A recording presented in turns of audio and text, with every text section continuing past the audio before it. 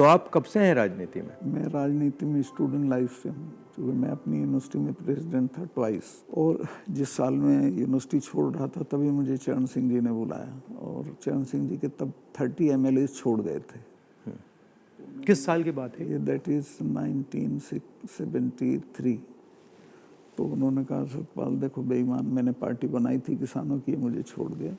मेरा हाथ पकड़ के उन्होंने बड़ा इमोशनल होकर कहा कि तुम इस पार्टी को संभालो, किसानों की पार्टी है, और किसी से बात मत करो। अभी जाके मेरी मीटिंग है शाम को 5 बजे जिम खाना में, उससे पहले अनाउंस कर दो तुम मेरे साथ हो, और किसी से मत मशवरा। जैसे उन्होंने कहा था वैसे ही किया, और नेक्स्ट डे आ गया कि मैं उनके साथ हूँ। उन्होंने सारी पार्टी मुझे सौंप दी, जनरल सेक्रेटरी बना दिया।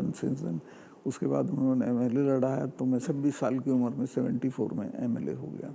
फिर राज्यसभा का मेंबर हुआ, 2 बार लोकसभा का हुआ, मिनिस्टर हुआ, और अब गवर्नर हुआ।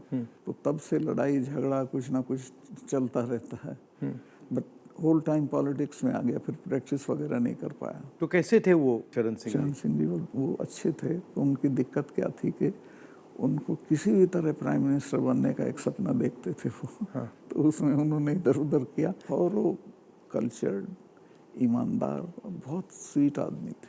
बट ये मतलब हमारे जो पॉलिटिशियंस है, काफ़ी लोगों को ये हो जाती है कि बस बनना ही बनना है। हाँ, मतलब सब कुछ कॉम्प्रोमाइज़ करके बनना है। मैं आपको कह रहा हूँ, आपकी पूरी जो स्ट्रेंथ है जो किसी के पास नहीं है, वो ये है कि मुझे कुछ नहीं चाहिए।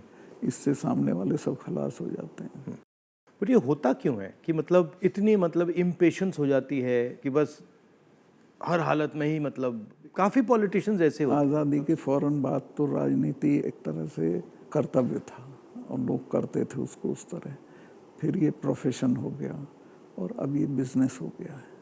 आप जम्मू कश्मीर में जब थे, जी, मतलब बड़ा कॉम्प्लिकेटेड टाइम जी, था, बहुत कॉम्प्लिकेटेड। उसके बारे में आपकी क्या राय है? क्या मेरी ये राय है कि जम्मू कश्मीर को आप ज़बरदस्ती या फौज से ठीक नहीं रख सकते हैं।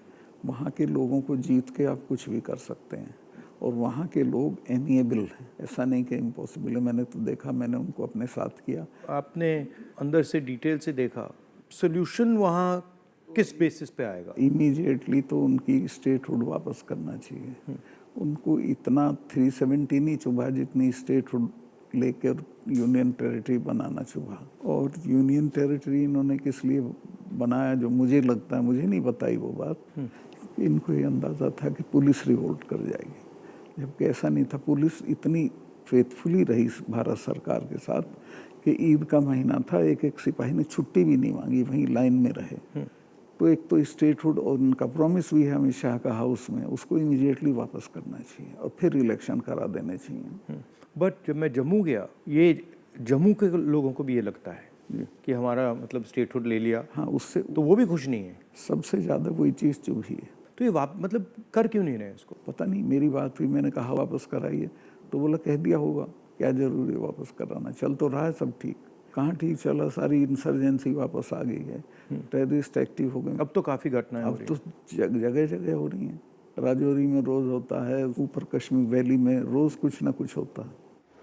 आपकी क्या राय है उसके बारे में, पुलवामा के बारे में? पुलवामा के बारे में मैं ये तो नहीं कहता इन्होंने कराया, बट पुलवामा में इन्होंने उसको इग्नोर किया और पॉलिटिकल इस्तेमाल किया अपने लिए, क्योंकि उसमें इनकी स्पीचेस हैं जिसमें ये कहता है कि जब वोट देने जाओ तो पुलवामा की शहादत को याद रखना। जैसे ही मैंने पुलवामा के बारे में सुना, मुझे पता लगा कि हमारे जो शहीद हैं एयरपोर्ट आ रहे हैं जी, तो मैं सीधा एयरपोर्ट गया। हमारी सिक्योरिटी वालों ने मुझे कहा कि नहीं नहीं नहीं आप मत जाइए, मगर मैंने कहा मैं जा रहा हूँ। तो मैं एयरपोर्ट में चला गया, और एयरपोर्ट में उस टाइम मुझे कमरे में बंद कर दिया, और मुझे कहा कि देखिए आप कमरे से नहीं निकल सकते। मैंने कहा मतलब? तो उधर वो सब शहीद आए थे, वहाँ पे आर्मी के लोग थे, प्रधानमंत्री आ रहे थे, और मुझे मतलब लिटरली चाबी से बंद किया कि आप बाहर नहीं जा सकते। मैंने सिक्योरिटी वालों से बोला ये मतलब ऐसे कैसे कर सकते हैं, और फिर लड़के मैं वहाँ से निकला।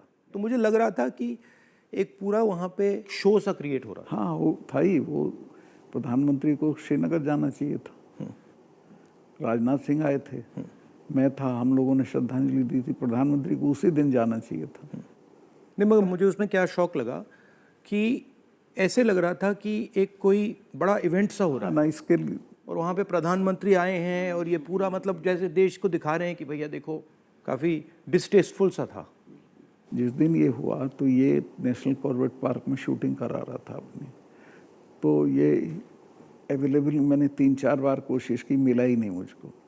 5 या 6 बजे इसका फ़ोन आया, हाँ सतपाल भाई क्या हुआ? मैं कहा हमारे इतने लोग मर गए हैं और हमारी गलती से मरे। तो बोला नहीं नहीं चुप रहना, अभी कुछ नहीं बोलना इस पर। फिर 1 घंटे बाद ये डोभाल जो मेरा क्लास फेलो रहा लॉ में मेरठ में, तो इसका फ़ोन आया, सतपाल भाई आप बोल दी। मैं 2 चैनल को बोल चुका था ये बात, तो इन्होंने कहा नहीं नहीं कुछ नहीं बोलना है इस पर। मैं कहा ठीक है, मैं समझा कुछ जांच वाँच कराएंगे, उस पर असर पड़ेगा।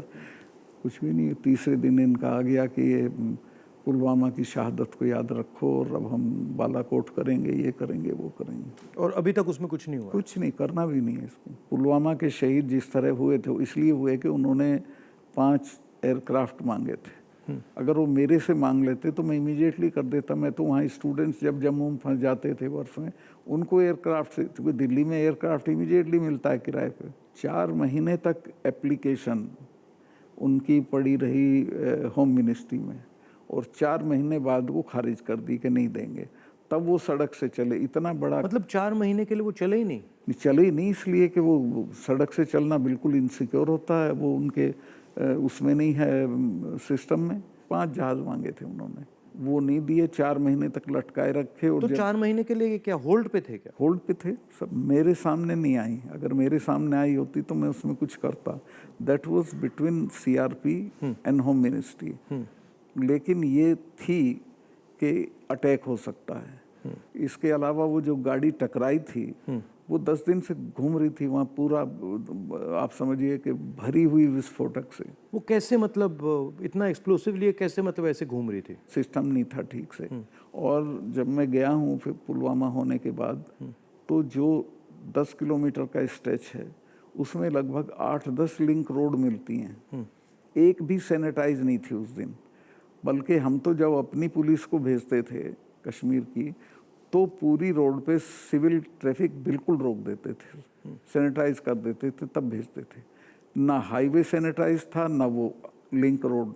और लिंक रोड जहाँ हाईवे में मिलती है वहाँ रिवाज ये है कि वहाँ एक जिप्सी खड़ी होनी चाहिए जो उसे रोक दे कि नहीं भाई ये काफिला चला जाए सीआरपी का, तब जाना। ब्लॉक कर कुछ नहीं था, there was nothing like that. तो जब आप वहाँ गए, जैसे पॉलिटिक्स में हम ऐसी घटनाओं में जाते हैं, तो जब हम कहीं पहले पहुँचते हैं कोई माइंड में कोई फीलिंग आती है, तो इसमें आपकी क्या फीलिंग आई थी जब आप पहली बार वहाँ गए? आप मेरा यकीन करेंगे, आई वॉज इन टीयर्स। और मैंने इसको फ़ोन किया, मुझे नहीं मिला। जब 5 बजे मेरी बात हुई तो मैंने कहा हमारी गलती से हुआ ये। तो बोला नहीं नहीं इस पर आपको चुप रहना है। मैं चाहता था कि कुछ सर इसमें कटने चाहिए जिनकी जिम्मेवारी थी। कुछ भी नहीं, बट किसी का नहीं, कुछ नहीं हुआ। उसको इलेक्शन के लिए यूज़ करना चाहते थे कि ये पाकिस्तान ने किया, हमारे जवान मारे और अब हम हराएंगे। भारत जोड़ो यात्रा में हम वहीं से निकले, एक्चुअली साइट से निकले, पुलवामा से। तो मुझे ये लग रहा था कि जो आपने बोला कि ऐसी जगह पे, स्ट्रेटेजिक जगह पे इतना एक्सप्लोसिव कहाँ से आ गया, कैसे आया, वो मेरे दिमाग में क्वेश्चन था। सारा पाकिस्तान से आया था। बट इतना 600-300 किलो। हाँ, ये बॉर्डर तो हमारा पोरस है और ये इतना एक्सप्लोसिव इंडिजिनसली प्रोक्योर करते तो वो बात फैल जाती। ये 10-12 क्विंटल तो आया हुआ था, उसमें से ये गाड़ी पूरी भरी थी एक्सप्लोसिव से। और बताया मुझे जब मैं गया कि साहब ये तो 10-12 दिन से घूम रही थी गाड़ी। जो गाड़ी चला रहा था उसका भी, मालिक का, दोनों का टेररिस्ट रिकॉर्ड था। दोनों कई बार गिरफ्तार हो लिए थे, फिर छूट गए थे, फिर गिरफ्तार हुए थे, फिर छूट गए थे। अच्छा, तो उन पे कोई निगाह नहीं थी इंटेलिजेंस एजेंसीज की।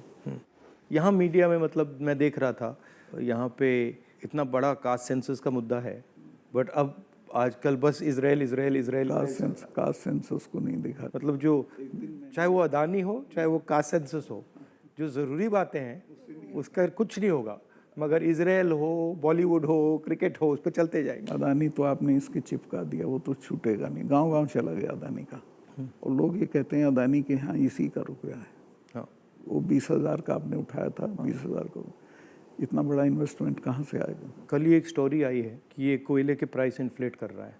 वहाँ से इंडोनेशिया से कोयला नाव में जाता है और यहाँ पहुँचते उसकी प्राइस इन्फ्लेट हो जाती है और फिर लोगों को बिजली के लिए ज़्यादा रेट देना पड़ता है, मगर वो भी मीडिया ने कहीं नहीं उठाया। मुझे खबर ये दी गई कि जिस दिन मैं ये करण थापर का इंटरव्यू किया, इन्होंने बुला के सब चैनल्स को कहा कि खबरदार कोई रिपोर्टिंग नहीं होगी, और अतीक अहमद का केस हो गया और उसको 10 दिन तक हेडलाइन। मैंने वो देखा, मैंने अपनी बहन से कहा कि ये जो आपने पुलवामा की बात की है, इसके कारण ये किया गया है, हाँ, टोटल डिस्ट्रैक्ट करने के लिए। मैंने नोटिस किया जब आपने पुलवामा की बात की तो ये सब डर गए थे, लेकिन अतीक अहमद ने उसको 10 दिन तक खत्म कर दिया, ओवरशैडो कर दिया। बिल्कुल। भारत जोड़ो यात्रा में मुझे एक बात समझ आई कि कितना भी मीडिया पे कंट्रोल हो, अगर आदमी डायरेक्ट जनता के पास जाता है हाँ, तो फिर कोई नहीं, तो नहीं चलता। जनता ओनली आंसर है, जनता के पास जाना। और अगर आप जनता के पास जाते हैं तो बहुत जल्दी जनता को बात समझ आ जाती है, वो टाइम नहीं लगता। नहीं, जनता तो अवेयर है देश में, ऐसा नहीं उन्हें मालूम नहीं है, बट उन पे कोई प्लेटफॉर्म नहीं है, कहाँ कहें, किसको कहें। उनके रिप्रेजेंटेटिव भी ऐसे ही गए गुजरे हैं सब। पहले मैंने पार्लियामेंट में स्पीच दी कास्ट सेंसस के बारे में। जब मैं इसकी रिसर्च कर रहा था, मैंने देखा कि हमारे सब इंस्टीट्यूशंस में, चाहे वो मीडिया हो, ब्यूरोक्रेसी हो, जो ओबीसी वर्ग है, जो दलित वर्ग है, जो ट्राइबल वर्ग है, उनका कोई रिप्रेजेंटेशन नहीं है। मतलब आप बिलीव नहीं कर सकते, मीडिया में चाहे आप सबसे बड़े मीडिया हाउसेस देख लीजिए या सारे जो एंकर्स हैं, सारे रिपोर्टर्स देख लीजिए, इसमें एक ओबीसी नहीं है, एक दलित नहीं है, एक ट्राइबल नहीं है। इसके बारे में आपकी क्या राय है? नहीं, मैं तो चूँकि लोहियाइट रहा हूँ, तो लोहिया ने एक बार कहा था कि मुझे कमेटी बनानी थी गोवा की आज़ादी की, तो मैं जब भी कमेटी बनाऊँ उसमें 48% अपर कास्ट आ जाते थे, नाम मांगूँ तो भी वही आते थे। तो ये सिस्टम बन गया यहाँ का। इसको चेंज करने का आपकी राय क्या है? एक तो इसको कंपलसरी करना पड़ेगा, भाई इतने % हो, जैसे नौकरियों में हो गया उस तरह से, और दूसरे उन वर्गों में थोड़ा चेतना बढ़ानी पड़ेगी, भाई तुम इन पेशों में आओ। बट इसमें इंटरेस्टिंग बात यह है कि जो स्थिति है एक्चुअली इंस्टीट्यूशनल स्ट्रक्चर में हिंदुस्तान में, उसके डिटेल्स ओबीसी वर्ग को भी नहीं मालूम, दलित वर्ग को भी नहीं मालूम। आपने थोड़ा, मतलब मैंने तो थोड़ा सा छुआ है, बट एक्चुअली किसी को नहीं मालूम। पता ही नहीं है, सही कह रहे हैं। क्यों? क्योंकि पूरा जो इन्फॉर्मेशन का सिस्टम है उसमें कोई ओबीसी नहीं है, कोई दलित नहीं है, कोई वो ट्राइबल। भी उन्हीं के हाथ में है। तो एक प्रकार से लाउड स्पीकर ऑन कर देते हैं और इतना लाउड करते हैं कि कोई कुछ बोल नहीं सकता है। जैसे आपने पुलवामा की बात की, कास्ट सेंसस की बात की, अदानी की बात की, बस loudspeaker, Modi ji loudspeaker on कर देते हैं और जितना चिल्लाना चाहो चिल्लाओ, कुछ नहीं होता। कुछ दिन पहले मैं दिल्ली में 3-4 घंटे बढ़इयों के साथ काम किया, तो वो मुझे बता रहे थे कि हम सोफ़ा बनाते हैं, चेयर बनाते हैं, टेबल बनाते हैं, मगर जिस शोरूम में वो बिकता है उसमें हम जा नहीं सकते। मतलब काम हमारा, मेहनत हमारी, मगर फल हमारा नहीं। और कितना गुना एनहांस करके पैसा लेते हैं उसका। इनको तो कुछ मिलता नहीं गरीबों को। ये बहुत ही एक्सप्लॉयटेटिव सिस्टम है। तो अगर आप जीएसटी देखें, जीएसटी भी इनडायरेक्ट टैक्स है, उसमें छोटे व्यापारी, किसान, मजदूर वो टैक्स भरते हैं। डिमोनेटाइजेशन भी उनके खिलाफ हथियार था। किसान आंदोलन में तो आपने काफ़ी कमेंट किया है, वो भी मतलब उनके घर में से पैसे निकालने का तरीका था। नहीं, वो तो इनका मैं बताता हूँ, अगर आप नहीं हटाओगे इस बार तो खेती को तो ये पूरी तरह खत्म, मतलब किसान छोड़ के भाग जाएगा और ये कॉरपोरेट को दे देंगे। इनका ये इरादा है। मैं तो खेती करता था। मेरे गांव में पूरी यूपी की सबसे बड़ी काश्त थी। एक हमारे चाचा थे, उनके पास 2500 बीघा ज़मीन थी। और आज मैं जाता हूँ तो सब के लड़के शहर में आ गए हैं, क्योंकि एजुकेशन नहीं है, हेल्थ सर्विसेज नहीं है और सिक्योरिटी नहीं है, तो वो बटाईदार को देके वो धीरे धीरे ख़त्म हो जाएगी खेती। खेती को ख़त्म करेंगे, फौज ख़त्म करी दी से ला के अग्निवीर में कौन इतने से अरसे के लिए अपनी जान देगा। तो ये शने शने सब लोगों को, ये हर इंस्टीट्यूशन को पकड़ के ख़त्म कर देते हैं। इनके मतलब इमीडिएटली ये, चाहे वो सेना हो, सरकार हो, ब्यूरोक्रेसी हो, इलेक्शन कमीशन, जैसे इनके हाथ पड़ता है वो अपने लोगों को बैठा के कुछ ना कुछ उल्टा। मैं आप एक स्टडी करा लीजिए, सेंट्रल यूनिवर्सिटी के जो वाइस चांसलर्स हैं पिछले 1 साल में लगे हैं, वो 100% वो हैं जिनके संघ से कनेक्शन थे। उसके बिना आप कोई नौकरी नहीं पा सकते हैं आज, और सेंट्रल यूनिवर्सिटी की तो बिल्कुल नहीं पा सकते हैं। जो इंटर कॉलेज के प्रिंसिपल होने लायक भी नहीं थे, वो वीसी लगे हुए हैं सब जगह। मतलब इनका शिक्षा का सिस्टम नहीं रहा, अब कंट्रोल का, माइंड कंट्रोल का सिस्टम बनाने की कोशिश। आपके मुताबिक इम्प्रूवमेंट लाने का क्या तरीका है? देखिए, सबसे बेसिक सवाल है कि किसान को उसकी फसल का दाम सही नहीं मिलता है, और उसके चलते वो हर साल गरीब होता जाता है। जो एक फसल का दाम पिछले साल था, खाद का और बाकी चीज़ों का जो दाम था, उसकी तुलना में इस साल में और फ़र्क हो जाता है। तो उसकी परचेजिंग पावर हर साल कम होती चली जाती है और उसे पता नहीं चलता। ही डजंट नो कि मैं गरीब हो रहा हूँ, लेकिन वो गरीब हो जाता है क्योंकि उसके जितना एक मन गेहूं में पिछले साल खाद खरीद सकता था, इस साल नहीं खरीद सकता। इस साल ज़्यादा गेहूं देना पड़ेगा। तो वो जो उसकी परचेजिंग पावर कम होती है, उसको एहसास ही नहीं है, पता भी नहीं चलता है। तो वो तो मैंने देखा, जब पब्लिक मीटिंग्स में बताते तो कहते हैं हमें तो पता ही नहीं था ये। मैं कहा भाई तुम्हें पता ही नहीं, तुम गरीब हो रहे हो। तो उन्हें सुन के बुरा लगता है। फिर मैं समझाता हूँ, बताओ पिछले साल इतने गन्ने में कितना सामान खरीदते थे, इस साल कितना खरीदते हो। तो सबसे पहले है कि जो पैरिटी ये है एमएसपी, इसको लागू करना चाहिए। एमएसपी में ये नहीं कि सरकार सारी फसलों का एमएसपी दे, लेकिन एमएसपी करने से बाज़ार गिरेगा नहीं। और एमएसपी है इसलिए कि बाज़ार एक ख़ास जो आपने दाम तय किया उससे नीचे गिरेगा तो सरकार इंटरवीन करेगी। और ये पंडित जी के ज़माने से जो नागपुर सम्मेलन में जवाहरलाल जी ने कराया था ये, कि हम इंटरवीन करेंगे और ख़रीद लेंगे। तो एमएसपी का लागू होना बहुत ज़रूरी है। और एमएसपी पे इन्होंने किसानों से धोखा किया। जब किसान कानून वापस लिए तो कहा था हम एमएसपी करेंगे, और आज तक नहीं किया। वो क्यों नहीं किया? क्योंकि अडानी ने बड़े बड़े गोदाम बना दिए, फसलें एक दाम पे खरीद ली, अगले साल उनके दाम बढ़ जाएंगे, वो बेचेगा। एमएसपी होगा तो किसान इनको सस्ते दाम पे नहीं देगा। तो एमएसपी का होना सबसे ज़्यादा ज़रूरी है। फिर जो उसके लिए आप खाद, बिजली, पानी जो भी सरकार देती है, उसके दामों पे कंट्रोल करना पड़ेगा। वो बेतहाशा ना हो, ताकि वो जो मैंने बताया जो फ़र्क रहता है खरीद बेच का, वो ना हो। जो आप कह रहे थे, ये जो अदानी जी हैं, इन्होंने पूरा जो स्टोरेज का इंफ्रास्ट्रक्चर है अपने हाथों में ले लिया है। इसका इफ़ेक्ट मैंने जम्मू कश्मीर में देखा, इसका इफ़ेक्ट हिमाचल में दिखता है, अलग अलग स्टेट्स में, हरियाणा, पंजाब में। हरियाणा में तो पानीपत में बड़े बड़े गोदाम बना दिए। तो पूरा मतलब इस जो स्टोरेज का इंफ्रास्ट्रक्चर ये कैप्चर कर लिया है। तो फिर जब भी ये प्राइसेस को मतलब ऊपर नीचे फाइन ट्यून करना चाहते हैं, हाँ। कर देते हैं, तो ये किसानों को मतलब नुकसान, डायरेक्ट नुकसान पहुंचाते हैं। जब तक इनके खिलाफ हल्ला बोल नहीं होगा तब तक सुधरेंगे नहीं, या फिर सरकार बदल जाए। अभी तो इन्हें टोटल प्रोटेक्शन है।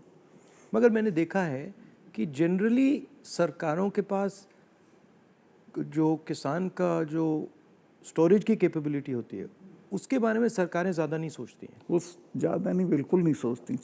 आप नॉर्थ ईस्ट में भी थे? हाँ, मेघालय में। में वो मुझे पनिशमेंट पोस्टिंग दी गई थी गोवा के बाद, क्योंकि गोवा में मैंने करप्शन के बारे में बहुत बोला था। लेकिन वो अच्छी गोवा से हटा दिया गया। हाँ, गोवा से हटा के नॉर्थ ईस्ट भेज दिया गया था। तो कश्मीर से हटाया, फिर गोवा से हटाया, फिर मतलब सब जगह 5 तबादले किए इन्होंने मेरे, जैसे सरकारी कर्मचारी के करते हैं। तो नॉर्थ ईस्ट बेटर था, वहाँ 12 ज़िले थे, गोवा में 2 ज़िले थे। और मेघालय बहुत अच्छी जगह है, कोई झगड़े टंटे की नहीं है। रिलैक्स लोग हैं का जी हाँ, रिलैक्स अच्छे लोग हैं। संगमा साहब का लड़का चीफ मिनिस्टर था, तो उससे बहुत बढ़िया रिलेशनशिप रही, कोई दिक्कत नहीं हुई मुझे। तो मणिपुर के बारे में क्या राय है आपकी? वहाँ मतलब पूरा फेल्योर है सरकार की। चीफ मिनिस्टर जा नहीं सकता, कुछ कर नहीं सकता, लेकिन उसको अभी तक हटा नहीं रहे हैं। ये जम्मू एंड कश्मीर का भी ऐसे ही प्रयोग करते हैं, पंजाब का भी ऐसे ही प्रयोग करते हैं, मणिपुर का भी ऐसे ही प्रयोग करते हैं। मैं गया मणिपुर में, वहाँ जो आप कह रहे हैं बिल्कुल सही है, वहाँ कोई कंट्रोल नहीं था। पूरी क्राउड निकल आई थी। आप कोई कंट्रोल ही नहीं था, मतलब बिल्कुल एक स्टेट बचा ही नहीं है, 2 स्टेट बन गए हैं, एक इस तरफ दूसरा दूसरी तरफ। नॉर्थ ईस्ट सेटल्ड था, इन्होंने डिस्टर्ब कर दिया। सब जगह ये कुछ ना कुछ मतलब अपना करते रहते हैं। और 6 महीने की बात है, मैं लिख के दे रहा हूँ, बिल्कुल नहीं आएंगे पावर में। नहीं, एक्चुअली अगर ज़मीन पे जाएं तो बहुत नफरत है लोगों बहुत शदीद, पूछिए मत आप। को। मुझे लगता है कि हिंदुस्तान की राजनीति में आज दो विचारधाराओं की लड़ाई है, एक आरएसएस गांधी वाली, एक आरएसएस और एक वाली। गांधी वाली, और दोनों एक प्रकार से हिंदुइज्म के एक्सप्रेशन हैं। दोनों एक एक विजन है हिंदुइज्म का, एक अहिंसा का, एक भाईचारे का, और दूसरा जो आरएसएस का, जिसको मैं डिस्टॉर्टेड विजन कहता हूँ, वो नफ़रत का, हिंसा का। तो इस फाइट के बारे में आप क्या सोचते हैं? मेरा यही सोचना है कि हिंदुस्तान कंट्री के तौर पे तभी सरवाइव करेगा जब वो लिबरल हिंदुइज्म के रास्ते पे चलेगा, जो गांधी का विजन है। गांधी ने ऐसे ही नहीं कहा था, गांधी ने इस देश को जितना समझा था किसी ने नहीं समझा था। वो गांव-गांव गए थे, जगह जगह गए थे, और वो इस नतीजे पे पहुंचे थे कि नहीं, बाकी बातें बेकार हैं, ये ठीक है रास्ता। तो हिंदू का जो लिबरल हिंदू थॉट है वही रहेगा तो देश सरवाइव करेगा, वो टुकड़े टुकड़े हो जाएगा अदरवाइज। और ये कोई राजनीतिक बात नहीं है, मुल्क के अस्तित्व के लिए ज़रूरी है कि हम मिलजुल के रहें, एक दूसरे के साथ रहें, झगड़ा ना करें। नहीं, झगड़ा होगा तो मुल्क ही नहीं रहेगा ना। हाँ बिल्कुल, तो मुल्क का मतलब ही है कि मतलब भाईचारे से मिलजुल के रहें जी। मिलजुल के लोग रह रहे हैं। तो आपका मतलब काफ़ी सालों से इस लड़ाई में आपका एक्सपीरियंस रहा है, और आप मतलब बहुत सालों से आरएसएस से लड़ रहे हैं। तो आपकी मतलब सजेशंस, राय क्या है? मेरी राय ये है कि अपने लोगों में ये प्रचारित हो ठीक से, गांधी का, कांग्रेस का जो विजन है कि ये हम क्यों इनसे डिफरेंट हैं, ये क्या चाहते हैं, वो क्यों आपके हक में नहीं है, ये पॉलिटिकल लोग भी नहीं बोलते हैं, उनको ये बोलना चाहिए। और जो आप कह रहे थे, जो क्रिस्टलाइजेशन होना चाहिए पॉलिटिकल लोगों की माइंड में कि भाई ये अब ये राजनीतिक लड़ाई नहीं है, अब ये आइडियोलॉजिकल लड़ाई है, वो क्रिस्टलाइजेशन इतना हो नहीं रहा है। वो नहीं हो रहा है। चूँकि देखिए, हिंदुस्तान का आदमी जो पॉलिटिक्स में एक्टिव है वो राजनीति तक और अपने तक एक्टिव है। वो एक तो पहले तो देश के बारे में उस तरह नहीं सोचता जैसे सोचना चाहिए, और वो जो ब्रॉडर इश्यूज हैं उन पे राय नहीं बनाता है, राय जाहिर नहीं करता है, उस पर खड़ा नहीं होता है। तो वो हम पॉलिटिकल लोगों को करना पड़ेगा।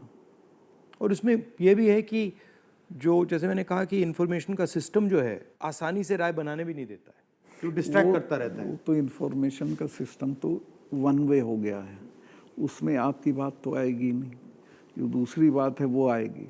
और लेकिन एक अच्छी चीज़ हुई है कि लोगों ने टीवी देखना बंद कर दिया, भरोसा चला गया है। इस वक्त हम लोगों की एक ही स्ट्रेंथ है, दैट इज सोशल मीडिया। हम लोगों की बात सोशल मीडिया से फैलती है। ये उसको भी रोकने के सिस्टम ढूंढ रहे हैं, कैसे रोका जाए, वो अभी नहीं हुआ है, लेकिन वो हमारी स्ट्रेंथ है। जो प्रिंटेड मीडिया है, इलेक्ट्रॉनिक है, इस सब को इन्होंने कंट्रोल कर दिया, वन साइडेड कर दिया। लेकिन अच्छी बात यह कि लोग भी उसको समझ गए हैं, तो इनकी बात को यकीन नहीं करते, वो कहते नहीं ये तो गड़बड़ है। आपने कहा कि सोशल मीडिया में मतलब हमारा थोड़ा सा असर है, बट मेरे अकाउंट्स को तो पूरा सप्रेस किया जाता है, जैसे चाहे वो मेरी यूट्यूब हो, फेसबुक हो। नहीं, आपके होगा, पर आपके समर्थन में जो लोग करते हैं वो उसे नहीं रोक सकते। मगर जो वही है आपकी स्ट्रेंथ। जो सेंट्रल मेरा अकाउंट है उसको तो पक्का रोकते, मेरा यूट्यूब अकाउंट को तो पूरा दबा रखते। मेरा भी कुछ नहीं है, कहीं कुछ नहीं आता है, लेकिन जो हम लोगों के पक्ष में बात बोलते हैं वो फैलती है।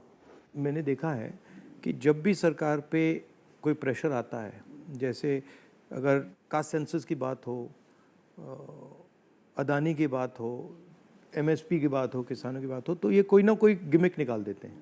और अभी मैंने देखा कि जब मैंने पार्लियामेंट में अदानी की स्पीच दी तो सबसे पहले टीवी ऑफ कर दिया, उसके बाद मुझे पार्लियामेंट से निकाल दिया, और फिर स्पेशल सेशन की बात हुई, उसके बाद स्पेशल सेशन के अंदर भारत या इंडिया का डिस्कशन की बात हुई, और फिर एंड में विमेंस बिल की बात हुई, और विमेंस बिल भी वैसा कि वो 10 साल में आएगा, आज नहीं आएगा ही नहीं कभी। तो ये इनका ये तरीका जो है, चाहे वो पुलवामा हो, विमेंस बिल हो, डिस्ट्रैक्ट करने का इनका बहुत इफेक्टिव तरीका है। देखिए, 2-3 चीज़ें हैं प्रधानमंत्री की।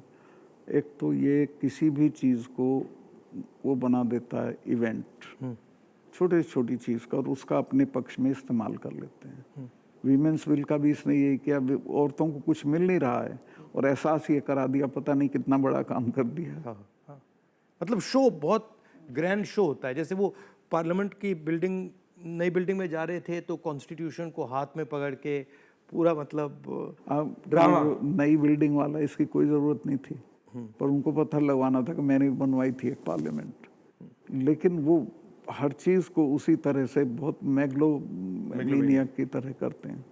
जैसे पुराना हाउस है, उसमें अगर आप एक्सपेंशन करना चाहते हैं तो सेंट्रल हॉल में आप लोकसभा डाल दीजिए, लोकसभा में आप राज्यसभा डाल दीजिए, हो गया काम। मतलब सेंट्रल हॉल में मतलब और वो बिल्डिंग तो उसकी अगर केयर हो भी कई सौ साल चलेगी। हाँ, तो बिल्कुल। और अगर आपको सेंट्रल हॉल चाहिए तो एनेक्सी में सेंट्रल हॉल कर देते, बिल्कुल। तो प्रॉब्लम ही नहीं थी। बट प्रॉब्लम क्रिएट करके, शो करके पूरा मतलब, पर इससे देश को काफ़ी नुकसान होता है, क्योंकि नुकसान होता है। लेकिन एक अच्छी चीज़ ये है कि लोग इसको समझ रहे हैं। लोग ना समझें तो दिक्कत है, लोग हर चीज़ समझ रहे हैं।